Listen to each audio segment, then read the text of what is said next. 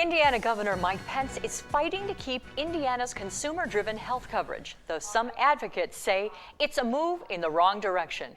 Good evening, I'm Kristen Estes. Thank you for choosing Lakeshore News tonight at 6. Pence has announced plans to meet with Health and Human Services Secretary Kathleen Sebelius about Indiana's low-income resident health coverage plan. Lakeshore's Hillary Powell shows why one Hoosier health group says the state could save money and cover more residents by axing the plan the governor supports.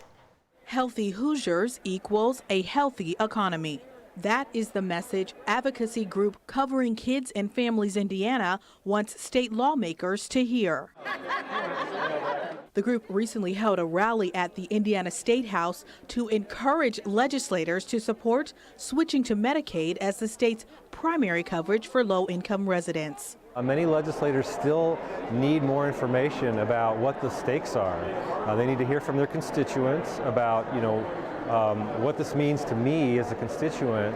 Chase says there's economic incentive to take the fully federally funded Medicaid option. He touts a 2013 brief by the University of Nebraska's Center for Health Policy that says the federal money will generate $108 million in state and local tax revenue annually while adding newly insured Hoosiers. Cover Indiana advocates also argue the state's current Healthy Indiana plan for residents living below the federal poverty level leaves more than 350,000 Hoosiers in a coverage gap.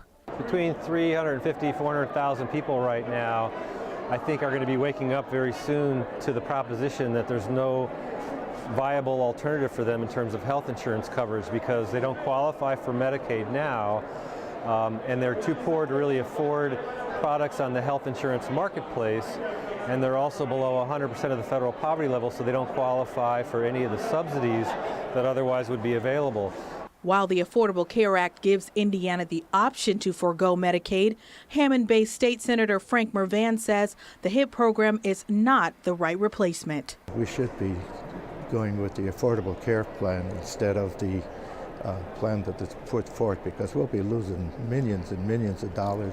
Officials with Cover Indiana say they plan to rally at the State House once more on January 5th, 2014, when the General Assembly is set to reconvene. In Indianapolis, Hillary Powell, Lakeshore News. Pence says he's still weighing coverage options. In a letter sent to the state, Kathleen Sebelius, Obama's Secretary of Health and Human Services, agreed to meet with Governor Mike Pence in February for further discussions.